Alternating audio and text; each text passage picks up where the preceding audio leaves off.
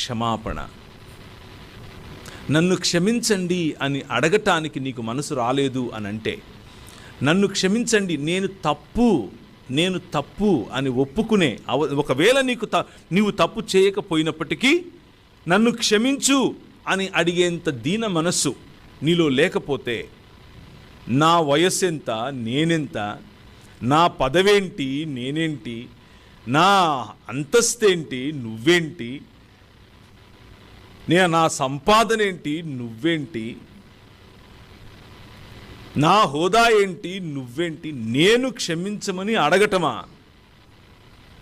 అని గనక ఇలాంటి ఆలోచనలు నీలో ఉంటే నువ్వు ఇంకా ఈ రాజును కలుసుకోలేదు, నువ్వు ఇంకా ఈ రాజు యొక్క రాజ్యంలో భాగం కాదు. Let me very clearly state this to you. నన్ను క్షమించు అని అడగటానికి దమ్ము కావాలి. నీకంటే చిన్నవాడితో, నీకంటే తక్కువ అనుభవం ఉన్నవాడితో, నీకంటే పెద్దగా చదువుకోని వాడితో, నీకంటే పెద్దగా ఉన్నత స్థాయి లేని వారితో సైతం నిన్ను నువ్వు తగ్గించుకొని I'm sorry brother, I'm sorry sister అని చెప్పలేకపోతే, అటువంటి హృదయం నీకు లేకపోతే, the Lord today or the Lord this morning is asking you to practice it. పునరుత్థానము కలిగిన సమాజానికి ఉండాల్సినటువంటి క్వాలిటీ క్షమాపణ అడగటం, అలాగే క్షమించటం. క్యారిటన్ బూ గారు ఒకసారి ఇలా అన్నారు,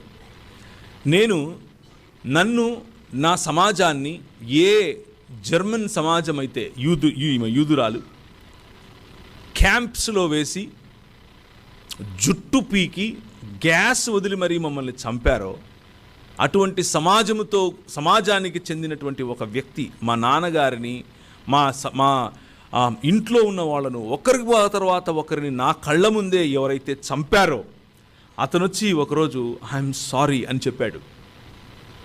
కానీ నేను ఆయన్ని క్షమించలేకపోయాను. నా కళ్ళ ముందే మా ఇంటి వాళ్లను అలా చిత్రహింసలతో చంపినటువంటి, అలా చంపటం దేవునికి నేను చేస్తున్న పరిచర్య అని భావించాడు.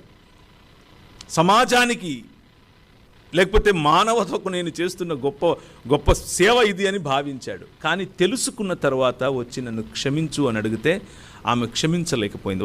ఒకసారి టీవీ ఇంటర్వ్యూలో ఆమె కూర్చుని మాట్లాడుతూ అంది, ఆయనను నేను క్షమించనన్ని రోజులు నిజానికి బందీలో ఉన్నది ఆయన కాదు, నేనే, చెరసాలలో ఉన్నది నేనే అని చెప్పింది.